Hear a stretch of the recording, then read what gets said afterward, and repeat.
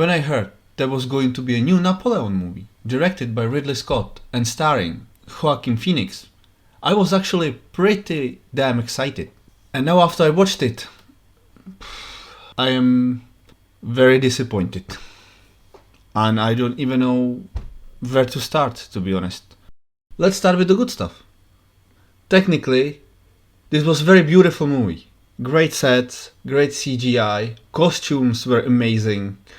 Battles looked awesome, even if they were very scarce and historically inaccurate. And the acting was pretty good as well. But what did you expect from this type of actors? Before I start with the negatives and spoilers, I just want to say that one movie is not enough to show the whole life of Napoleon. And I understand that's a pretty impossible task. But let's be honest, nobody pushed the writers or directors onto this movie. They choose to make it. So all the criticism is fair. So let's talk about the biggest problem of this movie. And that's the portrayal of Napoleon. This movie is really feeling like anti-Napoleon propaganda. Full of inaccuracies and lies. And sometimes a lot of these changes feel really malicious from the side of the writers and director. His victories are always glossed over. For example, his Italy campaign is completely overlooked, and historically it's revised that Italy gave up without a fight. That's in the movie. They said Italy gave up without fighting. That's complete lie. And if I was Italian, I would be pretty angry. Same if I was French.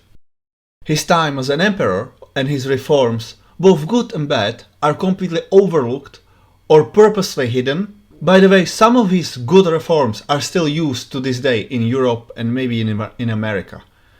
So, why they are not there? And don't get me wrong, Napoleon did a lot of things wrong and had many failures in his life. But even most of those mistakes are not in this movie. And if they are still very inaccurate. In this history butchering of the movie, Napoleon is portrayed as childish, weak and stupid. Nothing else. The movie spends most of the time on Josephine for some reason. Yes, it's true that Napoleon was very in love with her and was cucked by her, mostly in the beginning of their relationship. But except of their love life, Josephine has had nothing to do with Napoleon's victories, despite what this movie is trying to push on you. The movie even has a line that says Napoleon is nothing without Josephine, which is, I'm sorry, completely effing wrong. If the movie was marketed and named Napoleon and Josephine, it would not be a problem spending so much time on the relationship. But that's not what was marketed to us.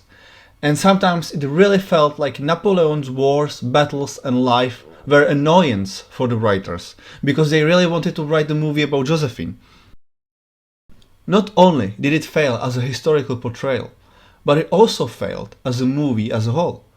It's completely disjointed. Many significant events happened without any context. If you don't know anything about Napoleon, you will sometimes be completely confused. And for a movie that really doesn't give a damn about actual history, you need to fill most of the movie by yourself with historical context.